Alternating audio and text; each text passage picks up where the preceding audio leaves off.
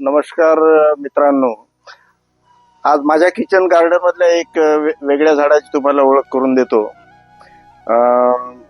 मला kitchen garden मध्ये वेगवेगळी झाडे लावायचा शौक आहे आणि मी आता ज्या झाडाजवळ बसलो ते अलोवेरा आहे.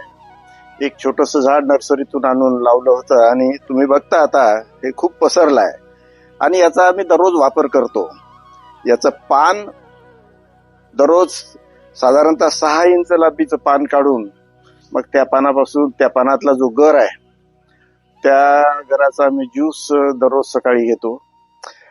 नंतर या पानामध्ये जी जेल आहे ते केसासाठी चामडीसाठी फायद्याचा आहे.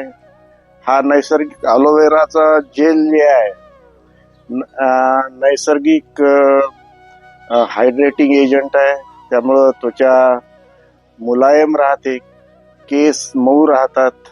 चेहऱ्याला जर आपण लावलं तर चेहऱ्याला तजेला येतो, मुरूम येण्याचं प्रमाण कमी होते.